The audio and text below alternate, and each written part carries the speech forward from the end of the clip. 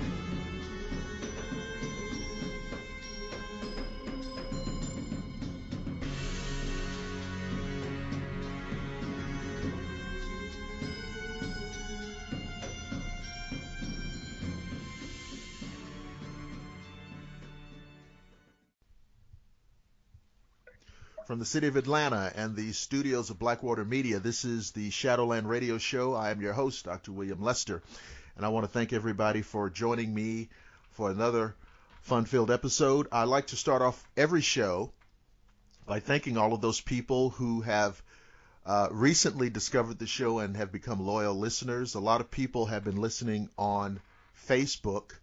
I've been keeping track of you, and many more of you have found us on YouTube. If you go to YouTube and just type in the show name, Shadowland Radio Show, it'll come up and you can check all the archives and read about all of the great guests.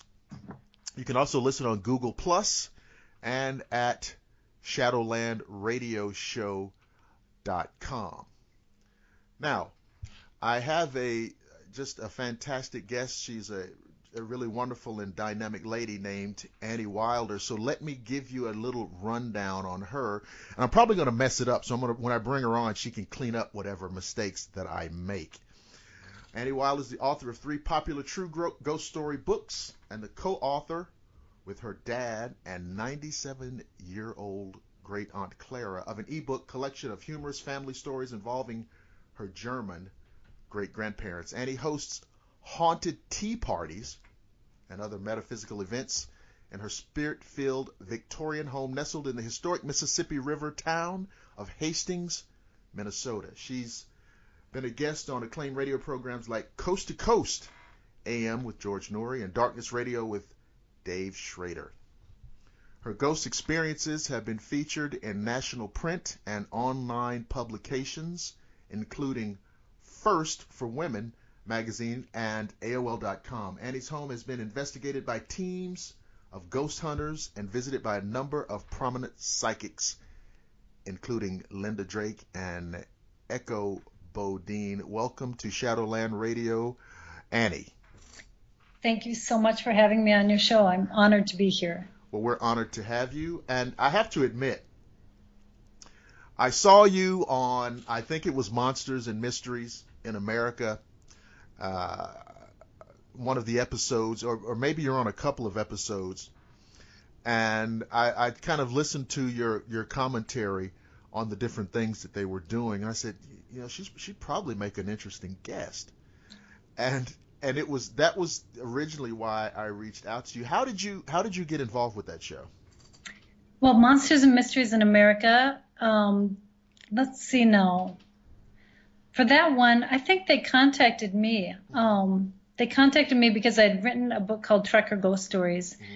And I, at the time, was trying really hard for a couple of years to sell a pilot of a Trucker Ghost Story TV show, which I thought was a great idea. But TV deals are kind of heartbreakers. I won't go into it, but basically we ended up with a TV show. You get to, so far along in the process, and then it falls apart, and then you serve with someone else, and you get to a certain far along point in the process, and it falls apart. But they reached out to me, and I worked with one of the truckers from my book, who actually has become a very good friend. Mm-hmm. His name is Terry Aldershoff. We appeared together in season 1, the Badlands episode. Right. And another trucker from the book also appeared in that episode, although his story was filmed in, I think, Utah, and we were in Arizona, so I did not get a chance to meet Carl at that point, the American trucker, Carl Smith. But Terry Aldershoff and I, who had been corresponding via email for, by that time, a couple of years, were both invited out to Arizona to film his segment. And I was out there as a commentator, and I actually, before I wrote my books, and while I wrote my books, my 3 ghost story books, I worked at Llewellyn Publications, which is a very groovy publisher, one of the world's oldest and largest metaphysical publishers. Oh, yes. Yeah, and I worked there for 13 years. And so during that time, I read hundreds and hundreds of manuscripts on all sorts of metaphysical topics, ranging from ghosts and UFOs, Bigfoots, cryptids. Black-eyed kids were actually just kind of coming into, I don't want to say popularity, but people were just starting to really talk about them about the time I left Llewellyn. Okay. But magic, astrology, tarot, witchcraft, aliens, all sorts of really interesting topics. It was a cool way to spend your day. And then I'm also friends with the publisher of Fate magazine. And Fate, are you familiar with Fate? Oh, yeah, it's been around forever. Yeah, it's the longest continuously running. It was one of the original pulp, UFO flying saucer magazines. Started right after Kenneth Arnold had his sightings back in 47 or 48. So, I think he saw the flying saucers in 47, and I believe the first issue of Fate was the next spring, yes. 1948. So, lots of familiarity with these topics and interest in. And when they had us come out to Arizona, and I'm glad you asked about this because I don't think I ever get asked about this.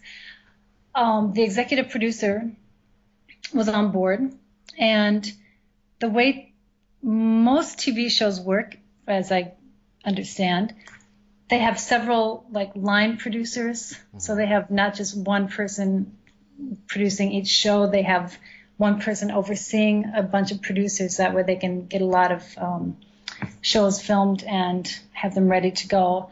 And so the executive producer was out, and he was wonderful. He was great to work with. I don't know if he doesn't want me to give his name out or wants me to give his name out, but I'm sure he's in the credits. So, right.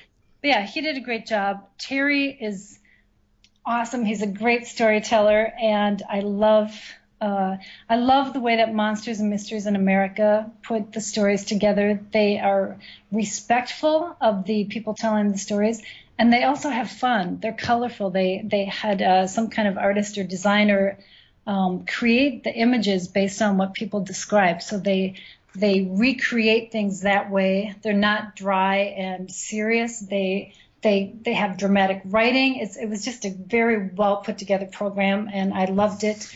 And I have not appeared on any other episodes. I was asked to appear on one other episode, and they asked me if I would like to comment on incubi and succubi. Uh-oh. And I said I was very honored that they thought of me, and I was too uptight to do it. I guess I have a little more of my Catholic and German roots in me than I think I do, because I just could imagine this being on YouTube in 300 years and great. Well, it's demonology, but that particular subject can get a little raw. Yeah, exactly. And so then I gave them the names of 3 people that I thought could do a very credible job of discussing those topics. And then I thought about it for a couple of weeks, and I thought, this is an opportunity. I should get my act together and just come up with definitions that I can say to a camera and feel, good about myself. And anyway, then I called them back and they're like, oh, we've already filmed it. So that was that. Well, see, that there you go. See, Annie, next time they ask you to comment on something that, you feel kind of questionable, just go ahead and say yes. Exactly. Exactly. Work on yourself later. Yeah. Yes. You can sort it out. But see, No. here's the thing. I have a lot of dubious feelings about a lot of these television shows. However, I do like Monsters and Mysteries in America for all the reasons that you said. They do it well. It is fun, but they don't get silly. Exactly. They have captured the balance between being too serious and dry and taking themselves too seriously, but they still treat the topics and the people telling their stories with respect. And yeah, but I mean, I love the writing. It's such a well put together show. The visuals, the writing, the music, everything. Yeah, it's one of the ones that I will follow and try to make sure that, if there's a new episode, I'll see it. And of course, there are some that are, I want to be careful here. They're not that well put together, but it's strange because some of the ones I'm thinking on have been on for a long time. Oh, are you talking about other shows? There are other shows, and I'm thinking, and that's like, wow, they've been on for years, and it's not any good. But I guess there was that old saying that no one ever went broke underestimating the taste of the American public. Something like that. Something like that, right? Absolutely, yeah. So now you've got these. You have Trucker Ghost Stories, Spirits Out of Time, and House of Spirits and Whispers. Now, the House of Spirits and Whispers was your first book. Now, that's a true account, right? Tell us about that. That is a true account. Actually, they are all true accounts. The House of Spirits and Whispers was written about the house that I live in. I have been here now for 21 years. It is a great, wonderful old Victorian house in a small historic town in Minnesota, right on the Mississippi River, one of the old river towns. And I moved into this house in 1994. It kind of appeared on the market at exactly the moment I needed a house, because the one I thought I was getting had fallen through.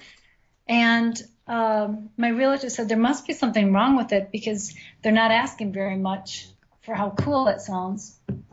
And we came to look at it, and I had looked at many, many old houses because I love old houses. And my kids were teenagers. They were 14 and 16, and I realized they were going to be moving out, and parenting was one of the things in my life that I felt really lived up to the hype. I loved raising kids. I think parenting is super important, and I realized that part of my life was going to be coming to a close, the day-to-day parenting, and I wanted something really big and huge and interesting to have in my life, like as a creative project. And so this is before I worked at Llewellyn. I was working at a different job that was pretty high stress and not a lot of pay. Right. So I found this old house. My realtor and I walked in. As soon as we walked in, we both looked at each other. We knew it was haunted. And as I said, I'd looked at many old houses, and only one other one felt haunted. But he looked at me, and I looked at him, and he said, do you want me to see if the old man died in the house? As he's rifling through his papers. And I said, that would be good. We both felt it. And what it felt like was, it felt like someone was watching me. It felt like someone was right behind me, breathing down my neck. And it also added to the atmosphere that we'd stepped inside from a breezy, cold, wet, damp Minnesota March afternoon, and we were told to go in the back door of this house. It's a big house, grand front porch, open staircase in the front, hardwood floors, but we were told to enter by the back, which we thought was pretty weird. I'll come back around to why I have concluded we were supposed to come through the back. Okay.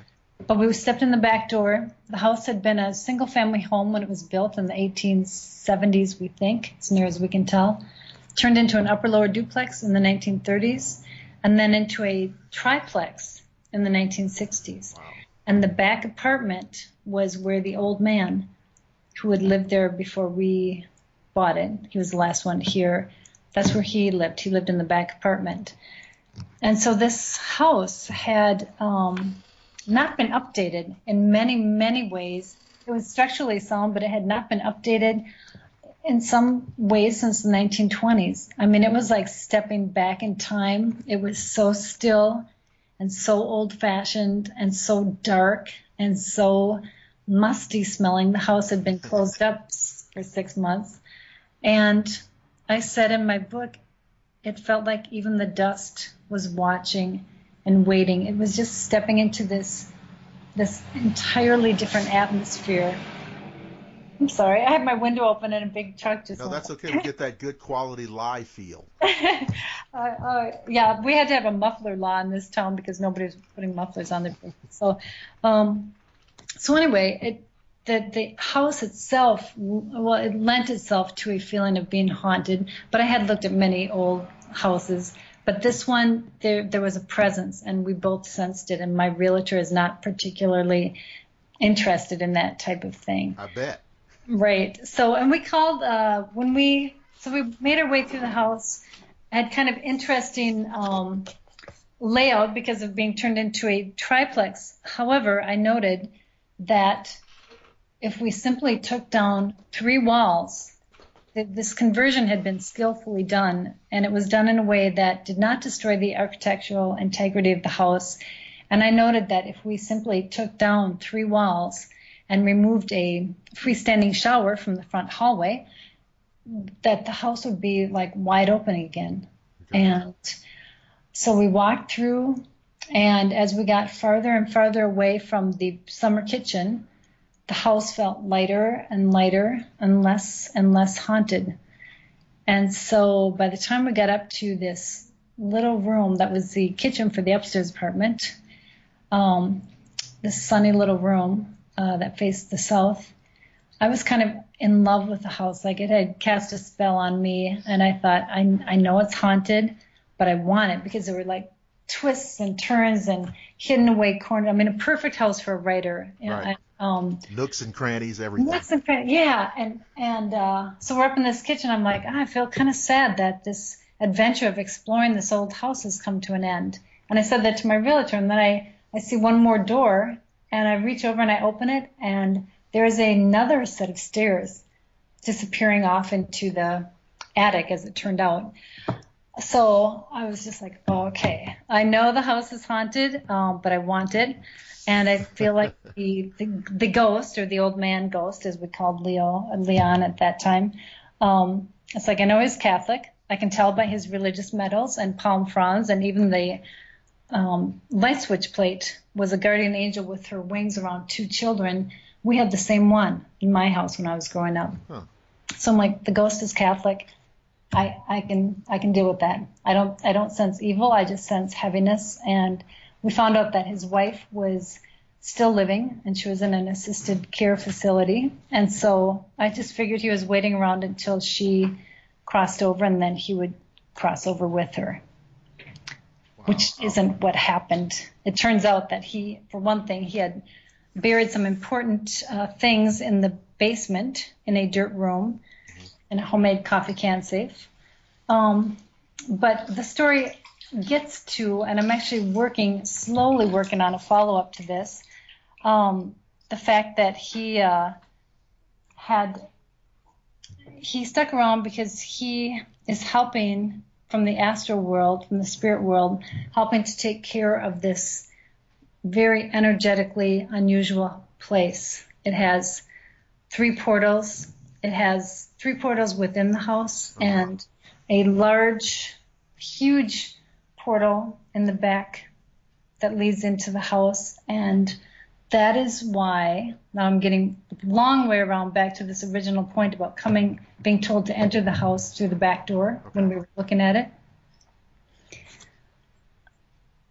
Leon, who is the old old man, spirit, who I now consider an ally in the spirit world and a helper in helping me take care of this house and keep the energy positive. He checks out who comes and goes, both in the physical world and the astral world. And he told, I love having psychics come here because there are a couple that he really likes. Two of his favorites both are named Linda, and they both have dark brown hair, and I think that must have been what his like dream woman kind of looked like back in the day. But Linda from Texas, Linda Drake, said that he told her that this place is like Grand Central Station for ghosts. Oh. And he said, I did not much care for it when I was here in a physical body. But now that I'm on the spirit side, I see the need for it. He said, but I check out every being that comes to this house, and if they do not belong, I escort them right out the door. He said it's like a mudroom. They have to come in, they have to walk through before they get in. And I had a dowser out here, Kurt Hansen, 2 years ago. We were dowsing for a portal in the backyard, and Kurt's, he used to douse wells for ranchers out in Wyoming. So the ranchers in Wyoming do not care about airy-fairy stuff. They just want to know where the water is. And I heard they're actually going to get dowsers out in California now, which is cool. But so he was dowsing in the backyard, and he was using a big branch of some sort that he had put a nickel in, cut a little slot in the end of the branch and put a nickel in there so it would not respond to water. And I watched, he's a motorcycle guy, I watched him walk, and all of a sudden I saw his arms just like straining, and all of a sudden this big branch bent and broke.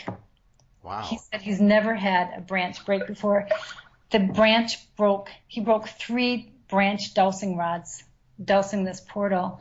And that, he called it a spirit river. He said it's the most powerful energy he has encountered in dowsing.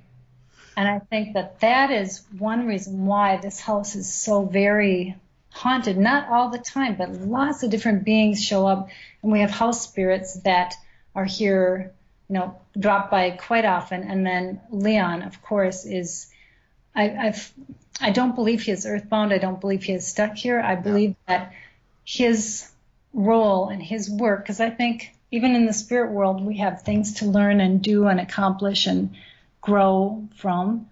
And I think he has chosen to help protect this house and keep it energetically clear. So, and yeah, this portal. Now, I've heard of people doing things to open up portals, but now are some portals just naturally occurring, like like anything else, like waterfalls or whatever, springs? Are there, yes. Yeah. That is my understanding. I want to do a little more research on this as I'm writing this book. I have been told, and I want to kind of sort through the things that I've heard from different psychics over it's been 10 years. I have a lot of material. But most of the psychics have said that this portal, this outside portal, exists in the land, but portals in the house were deliberately created. And so, and the way I learned about this portal was that Leon came to me in a dream. And I'm telling the story kind of backwards, but he appears in my dreams sometimes, and he never talks, but he will convey information. And in a dream that I had probably 2 or 3 years before the dowsing experience, Leon was in my dream, and we were in the summer kitchen, which is the back kitchen in the house, and it was his kitchen when he lived here in a physical body. Yep. And so he was standing in the summer kitchen. He led me out to the backyard. He pointed at the ground in a certain spot. There was a homemade door in the ground, and there is a homemade door in my house that I now have in my parlor. A poster from that door is on the cover of House of Spirits and Whispers. But the homemade door, that was the door to the dirt room, is actually a haunted door, haunted by 2 old-fashioned girls they lived here in the 1800s. But anyway, in my dream, Leon pointed to this door in the ground, and I was like, yes, we're going to find more money, because part of what was in the basement was all of his money. which we gave back to his family because partly through altruism and partly fear. But I knew that he wanted his family to have it. We'd already, been awakened at night by loud poundings in the walls and voices and things like that. And so this dream ended. I'm sorry. In the dream, I saw the door. I opened it thinking I would see another coffee can buried in the ground, a box or a leather bag or something. And instead, in my dream, there was a staircase that led off to so far away I couldn't see it. And this cavern that held the staircase was, the walls of it were made of red quartz. Wow. And I don't know if there even is such a thing as red quartz. I know there's crystal quartz and rose quartz, but it was red quartz. And then I woke up. And a couple years later, I was having dinner with a psychic friend of mine, Jody Levon, who is very psychic, but she does not care to deal with spirits. She prefers to advise people on their careers with her intuitive abilities. And she was going to be coming out to my house for a TV show. And so we were having dinner, and she had not been to my house before. And she said, "You've got a lot of guardians around you." And I said, "Well, that's good." And she said, "Oh, and your house has 3 portals." And I said, "It does." And she said, "Oh, and it's got a portal outside." Now, before this, I had not thought of a portal outside. And I said, "Oh, yeah?" And she said, "Yeah, it's in the backyard, about halfway between the house and the garage, right by a white fence. Do you have a white fence?" And I said, "That's what Leon was showing me in the dream. When he pointed at the ground, that's where he was pointing. That's where the door was. He was showing me the portal." And that's when I had my dowser friend come out and douse it. And I have since had psychics come out and tune into its energy as well. And they are all saying basically the same thing. And I haven't published any of this yet. So yeah, I feel pretty confident about that. And this is just one of the things that makes living in this house so fun, because there's always something new coming up and new discoveries. And there's a lot to think about and puzzle around and try to figure out. Well, if you've got this, they call it the Grand Central Station. Now, I'm sure it's a lovely house. It's obviously, Victorian period, very rustic. Why are all of these ghosts coming through there? I mean, what is there? It can't be just because this is a charming house.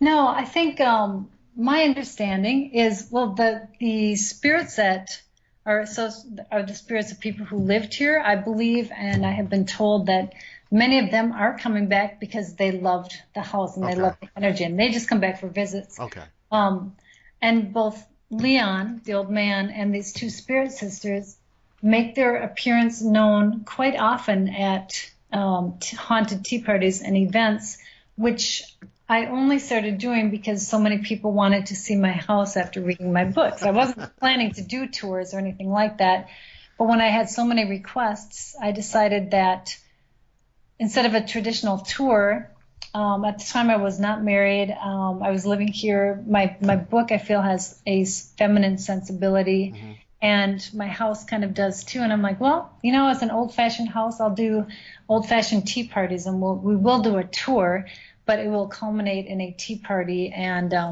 I like that. And they've been really popular. I actually had to create a tea party season so that the tea parties don't go all year round. Right.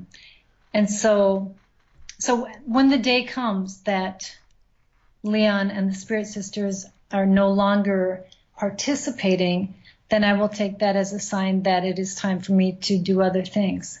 They're helping me teach people, in my opinion. They're helping me teach people about the spirit world in a safe and respectful environment, because I think I never, ever would do this myself, and I do not allow it in my house.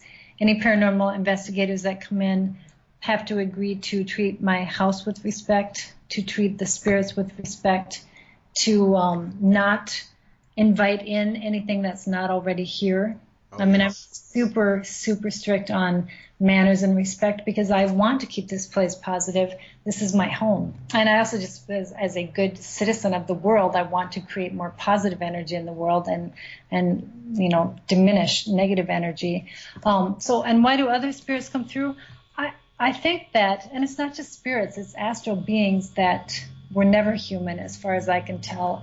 But I think that they're just our entry points from moving from one dimension to the next that are easier than, maybe here is an easier place to manifest if they want to enter the physical world for a while than a townhome in a newer town or something like that. That is my understanding of it. Maybe it's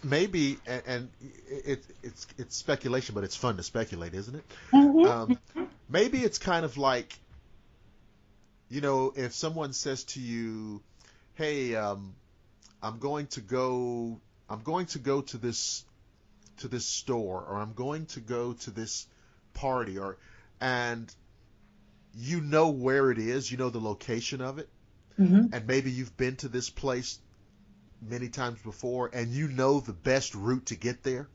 Yeah. As opposed to another person who would have to, go the long way around. They have no idea. Maybe they get turned around and something. Maybe it's something akin to that. That is a really good theory. Yeah, I like that. That makes sense to me because it's not like my experience has been. It's not that things come through and then they're here forever. It's that they come through and they move through. Mm-hmm. It's like this is just a portal, just like the word. It's just an entry point. And that is why, and I have heard that in some of the books that I've read at Llewellyn and stuff too, that each of us has our own energy signature. Our energy can be brighter or darker. It can vary depending on whether we're healthy or ill or going through a hard time in our life or a happy time in our life. And one thing that makes me feel secure in this house, along with having lived here this long, is that I work very hard to create an environment in which anything dark would not be comfortable. It wouldn't feel comfortable in my house. It's not compatible. Right. Anything positive would feel at home.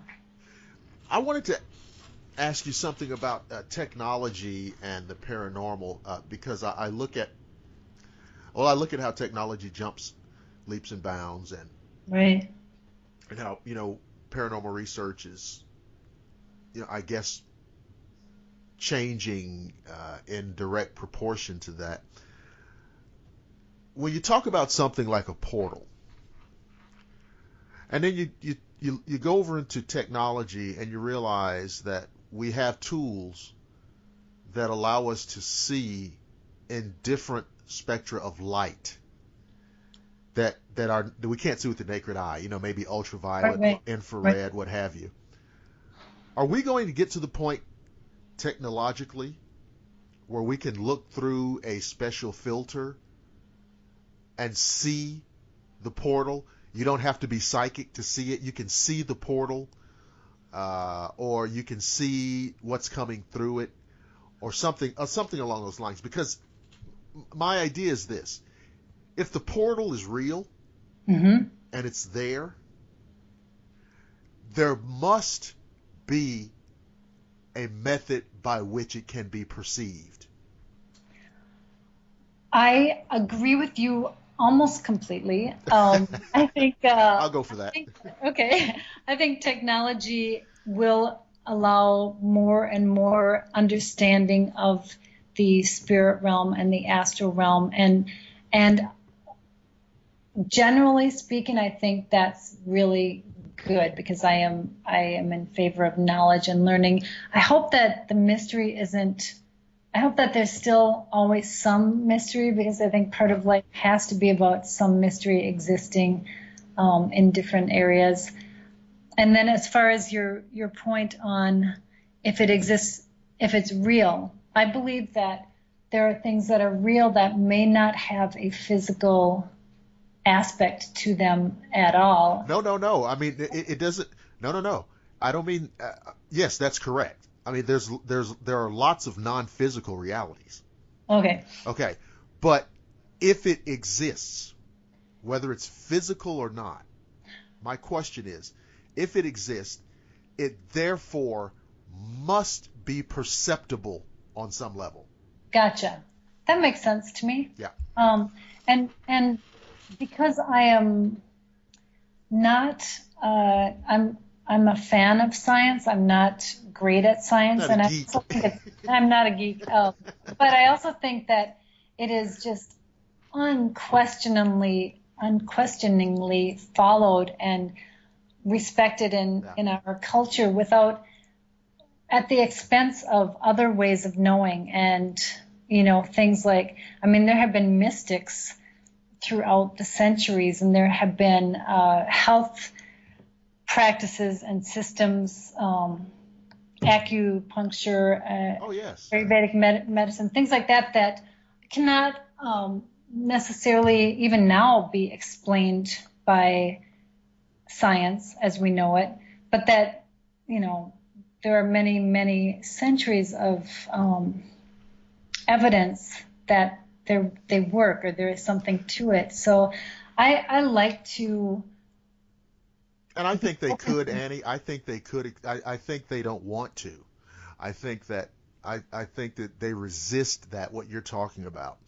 I think a lot of those things are knowable, but a lot of those things they don't want to know. They don't, because they open up new things and new questions and new theories.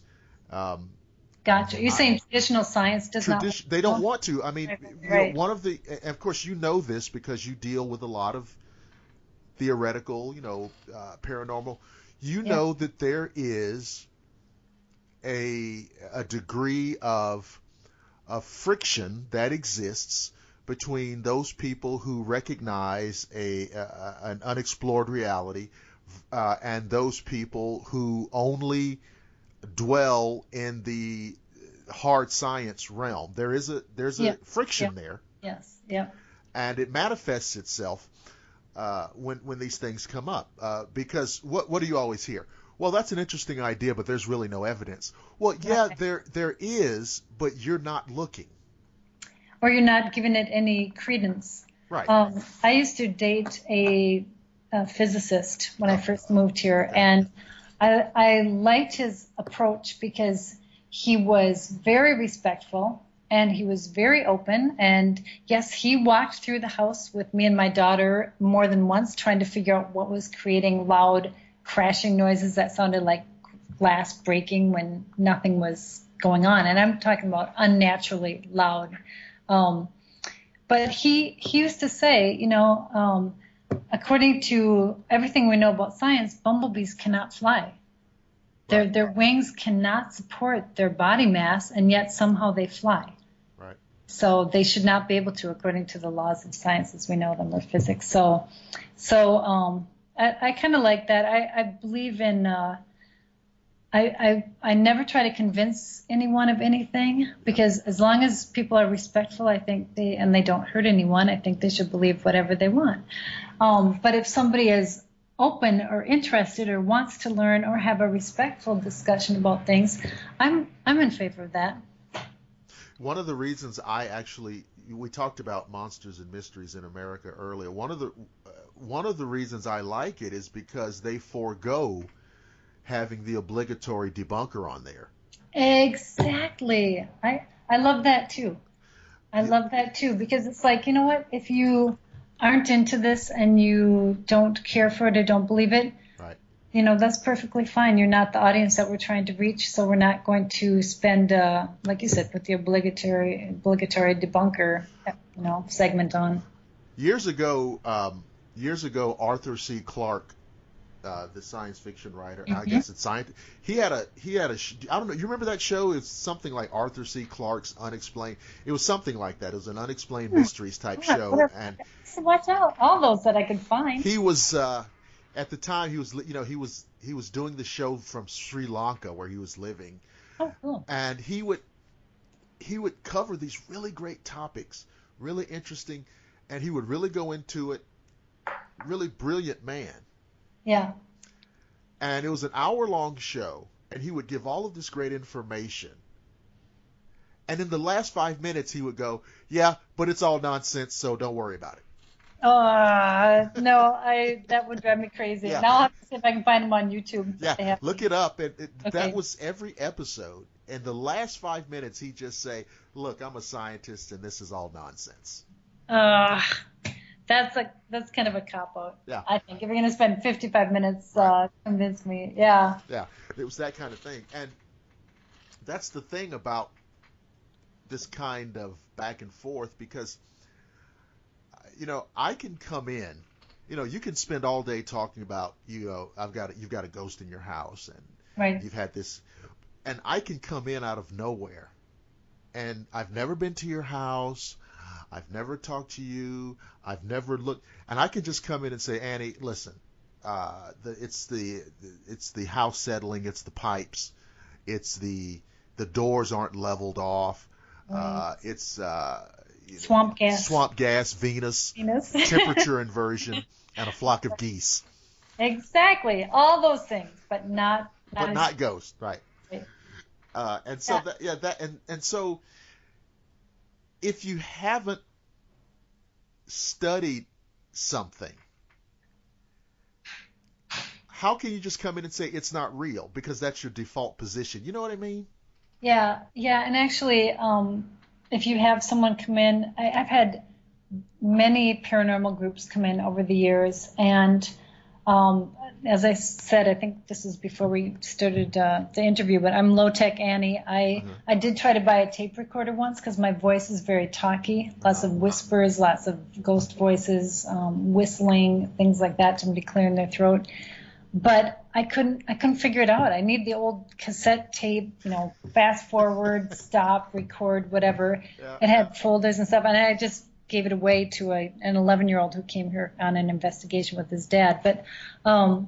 But every group that has come in here, with the exception of one that I'm not sure exactly what this one group captured or didn't capture, but they had said something about debunking, and it's like, oh yeah. Well, if you are the only group out of 20 or 30 groups that hasn't captured something, perhaps it is your methods that need to be debunked, rather than whether there are spirits or not in this house.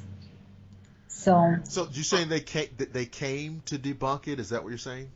Well, I'm not entirely certain, and actually I don't want to be in a position of bad-mouthing someone, but there was something mentioned about debunking, and that was my thought, like, well, and I haven't, and I won't say anything publicly naming the group or anything like that, but it's just like, well, actually, if you are the only group that hasn't gotten evidence, because you are the only group, and I mean, stuff was happening when I was here. I left. I saw it happen in front of them, and time to, like, one of them realizing that something was going to happen, and he said, the spirit sisters are here. He turned around, boom, the light went on.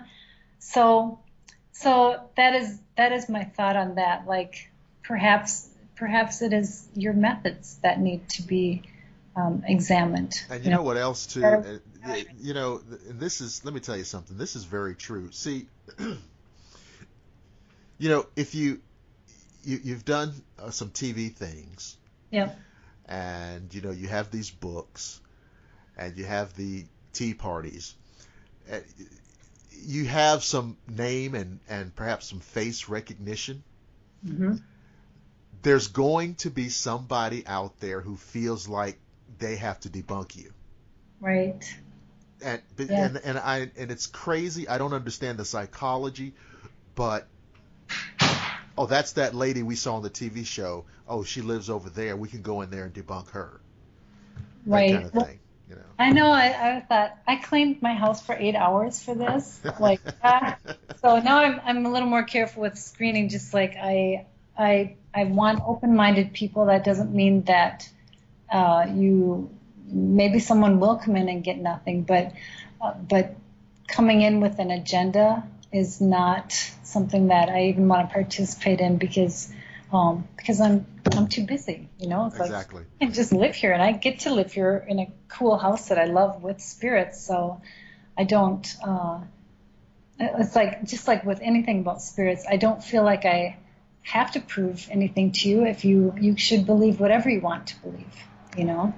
Exactly. You know, so that's for all of you folks who, you know, you like to get up on Facebook and where's your proof? Where's your proof? Oh, come on.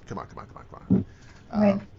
So you also, you know, I failed to mention earlier, Bootleggers, Bloody Town, and Deep Creek, True Childhood Stories. Now, this is your fourth book, and it says a collection of short, humorous essays, features your German great-grandparents. That's pretty cool.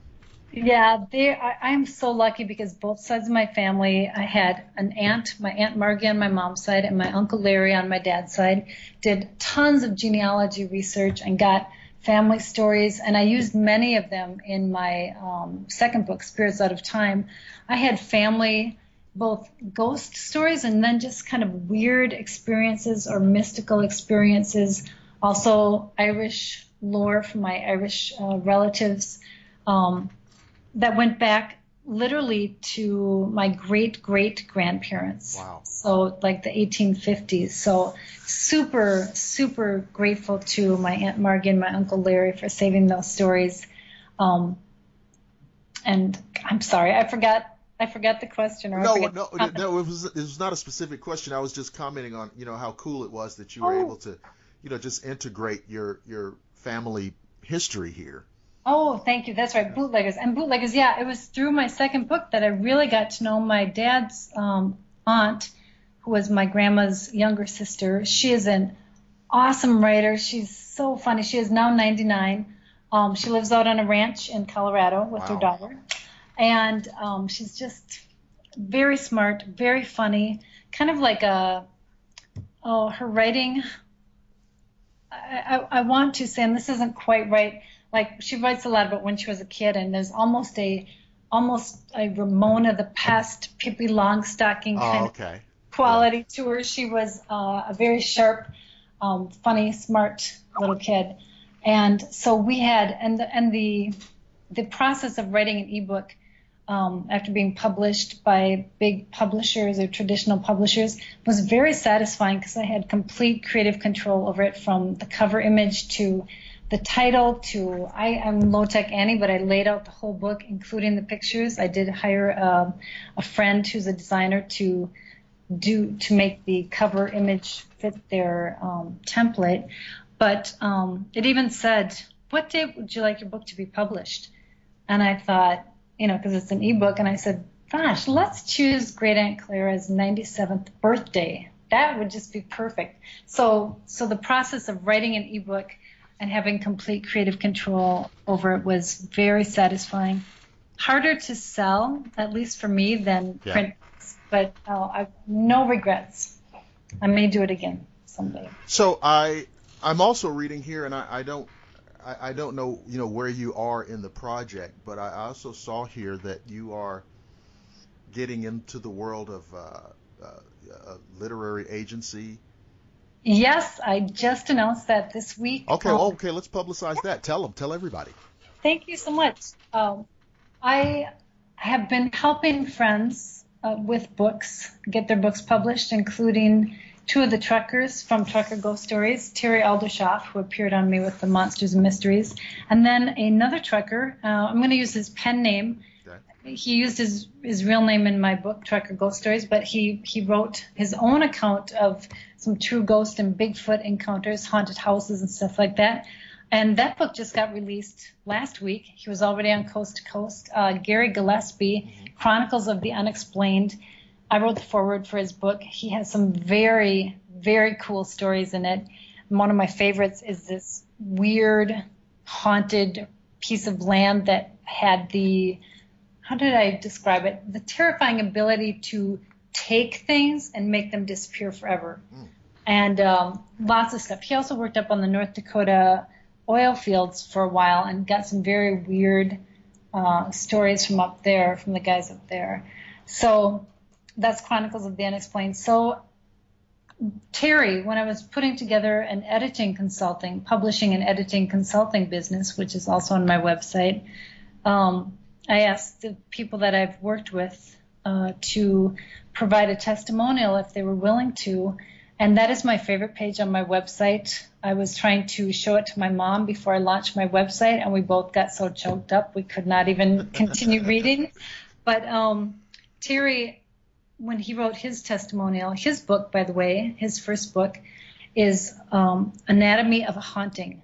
That also came out from Llewellyn. That is a book so scary that I had to tell Terry I couldn't edit beyond the first, I can't remember how many chapters it was, but You're kidding. No, because the spirit from the book was coming into my dreams, and I was dreaming stuff before I would get the chapters. And this thing was spooky.